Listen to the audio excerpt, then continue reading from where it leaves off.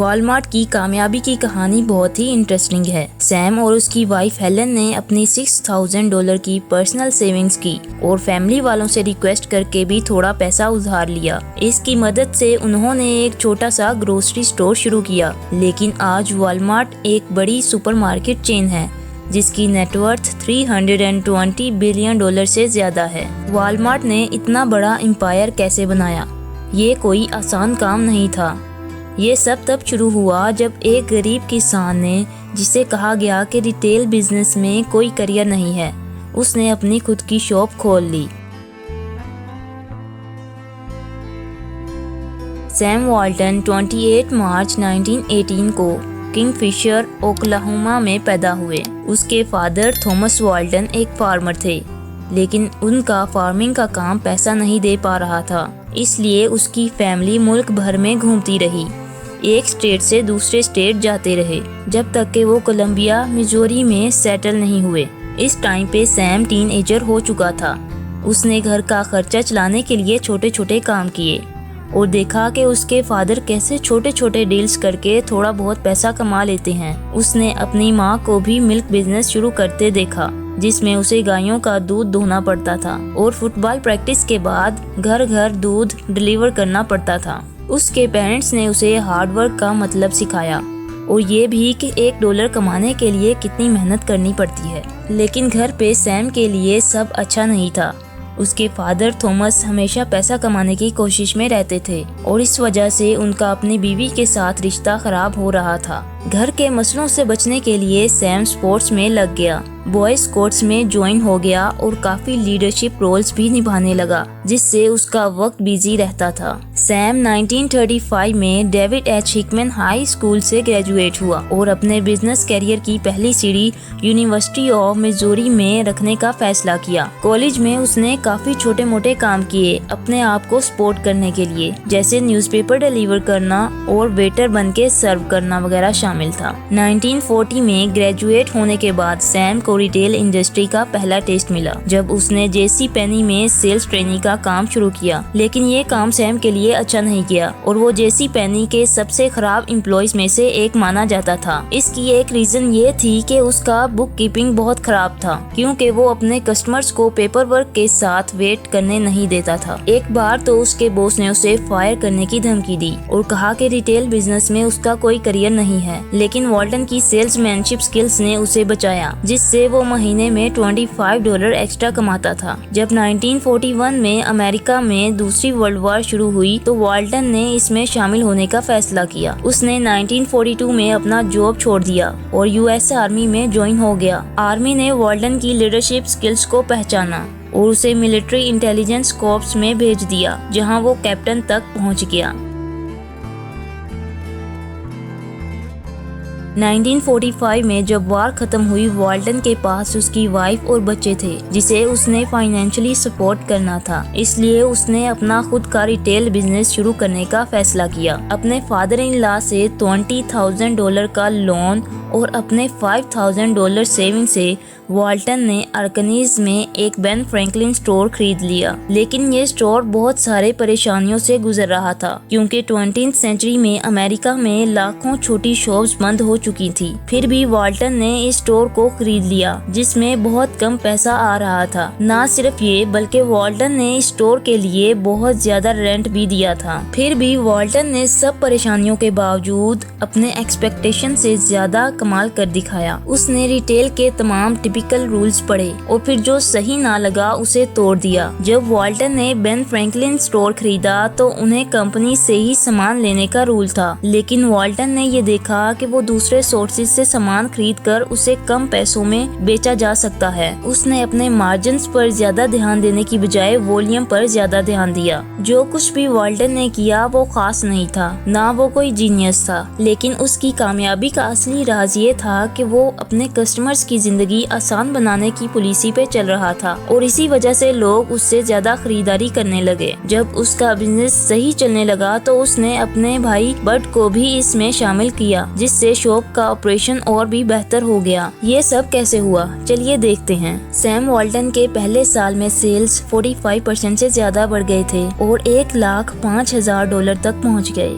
अगले साल ये नंबर फिर बढ़कर $1,40,000 हो गया और तीसरे साल में और 25% बढ़कर $1,75,000 तक पहुंच गया। सिर्फ 3 साल में ही सैम अपने फादर इन लॉ से लिया $20,000 का लोन पूरा करने में कामयाब हो गए और 2 साल बाद सैम आर्कनीज में वैरायटी स्टोर ओनर में सबसे आगे निकल गया। लेकिन सच तो ये है कि इसका कोई मतलब नहीं था, क्योंकि ये बिजनेस ही नहीं चलने वाला था।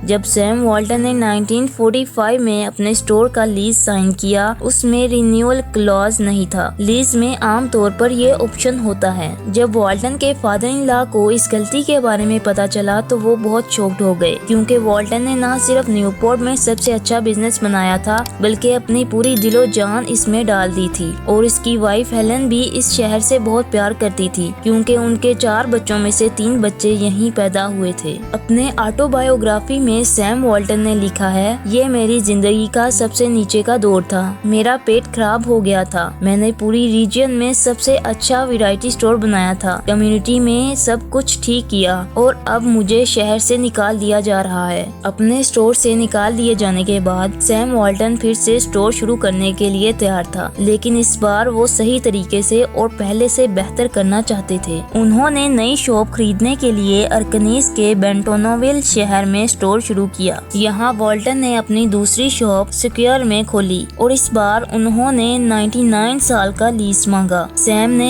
अपनी नई शॉप 1950 की गर्मियों में खोली और इसका नाम रखा वाल्टन्स 5 एंड डाइम। लोगों का मानना था कि सैम का ये बिजनेस नहीं चलेगा, लेकिन सैम ने उन्हें गलत साबित कर दिया। उस वक्त सिटी में 2 और वैरायटी स्टोर्स थे, लेकिन वो वाल्टन जितने लो प्राइसेस में अपना सामान नहीं दे पा रहे थे। जब वाल्टन ने अपनी शॉप खोली तो ये बेंटोनोविल के लोगों के लिए जिंदगी बदल गई। 1950s में अमेरिका की इकोनॉमी अच्छी चल रही थी और सैम ने इसका पूरा फायदा उठाया। वो अपने सामान के प्राइसेस और कम करने के लिए नए नए तरीके ढूंढते रहते थे, ताकि अपने कस्टमर्स को खुश रखा जा सके। एक दिन वाल्टन को रिटेल इंडस्ट्री में सेल्फ सर्विस के बारे में पता चला। ये कॉन्सेप्ट बहुत सिंपल था। कस्टमर्स खुद आके सामान ले जाते थे और एग्जिट पे पेमेंट कर जाते थे। इसके लिए उन्हें किसी सेल्समैन की जरूरत नहीं पड़ती थी। वाल्टन इस आइडिया से बहुत खुश हुआ। इससे उसकी स्टॉक की जरूरत कम हो गई और सामान लो प्राइसेस में दिया जाने लगा। ये ट्रिक इतना कामयाब हुआ कि 1 साल में ही वाल्टन की इनकम 3 गुना बढ़ गई। ज्यादा पैसा मिलने से सैम के पास अपने बिजनेस को फैलाने के लिए पैसे और रिसोर्सेज मिल गए। 1950s के आखिर तक वाल्टन के पास 15 शॉप्स हो गई थी, जिन्हें उसने लोन और अपने स्टोर्स के प्रॉफिट से खरीदा था। लेकिन सैम को लगता था कि वो इतनी मेहनत करने के बावजूद उतना फायदा नहीं ले पा रहा था जितना चाहिए। इसलिए उसने एक नई स्ट्रेटजी को अपनाया और इस स्ट्रेटजी ने सब कुछ बदल दिया।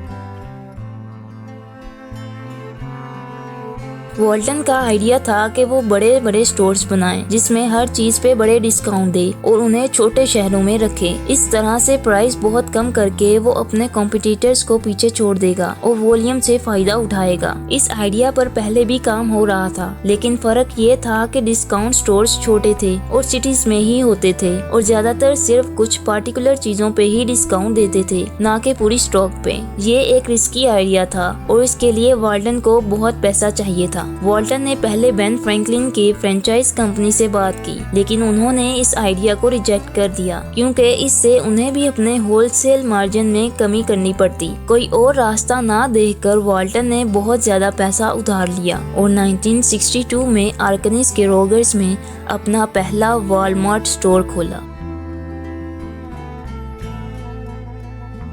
कस्टमर्स को बहुत पसंद आया कि अब उन्हें कम प्राइस पे सामान खरीदने के लिए शहर तक नहीं जाना पड़ता। वो वॉलमार्ट स्टोर्स में भीड़ लगाने लगे और कंपनी की सेल्स भी बहुत बढ़ गई। उन सालों में सैम अपने कॉम्पिटिटर से बहुत कुछ सीखता रहा और अपने सामान की प्राइस और कम करने के नए नए तरीके ढूंढता रहा। 1970 में वाल्टन ने अपनी कंपनी को पब्लिक करने का फैसला किया। $5 मिलियन का इनिशियल पब्लिक ऑफरिंग हुआ, जिससे वाल्टन और उसकी फैमिली ने 61% स्टॉक अपने पास रख लिया। ये पैसा वाल्टन को बैंक लोन्स और दोस्तों से लिए गए लोन चुकाने में और आगे बढ़ने में मदद करता। 1980 के आखिर तक वॉलमार्ट के 276 स्टोर्स हो गए थे और फिर हर साल 100 स्टोर से ज्यादा खुलने लगे। वाल्टन का मानना था कि वॉलमार्ट का इस तरह तेजी से तरक्की करना सिर्फ सबसे लो प्राइस की वजह से नहीं था, बल्कि उसके साथियों के कारनामे भी इसके पीछे थे। वाल्टन ने अपने साथियों को पार्टनर बनाया और उन्हें कैश बोनसेस और स्टॉक ऑप्शंस देके उनका भी फायदा किया। उन्होंने ये भी कोशिश की कि उनके स्टोर्स उनके वेयर हाउसेस के पास ही हों, ताकि सामान जल्दी जल्दी डिलीवर हो सके और एडवर्टाइजमेंट पे भी ज्यादा खर्चा ना आए। एक और इनोवेशन ये थी कि सामान होलसेल से खरीदने की बजाय उसने सामान दोस्तों से डायरेक्ट खरीदना शुरू कर दिया। इससे उन्हें प्राइस कम करने में मदद मिली। 1983 में वाल्टन ने अपना पहला सैम्स होलसेल क्लब खोला, जो स्मॉल बिजनेस ओनर्स और दूसरे लोगों के लिए था जो बल्क में सामान खरीदना चाहते थे। 1990 तक वॉलमार्ट के 1000 से ज्यादा स्टोर्स और 1,50,000 से ज्यादा एम्प्लॉयज हो गए थे, लेकिन कुछ साथी लोग और ग्रुप्स वाल्टन को अच्छा नहीं मानते थे। उन्हें छोटे रिटेलर्स के साथ लड़ते हुए और उन्हें बंद करवाने के लिए क्रिटिसाइज किया गया। खुद वाल्टन ने भी इस बात को एक्सेप्ट किया है। 5 अप्रैल 1992 को 74 साल की उम्र में सैम वाल्टन की डेथ हो गई। उस वक्त वॉलमार्ट की एनुअल रेवेन्यू $104 बिलियन से ज्यादा थी। आज वॉलमार्ट के 10,500 से ज्यादा स्टोर्स हैं और साल में $500 बिलियन से ज्यादा का रेवेन्यू अर्न करते हैं। अगर आपको ये वीडियो पसंद आई हो तो वीडियो को लाइक करें और चैनल को सब्सक्राइब करें।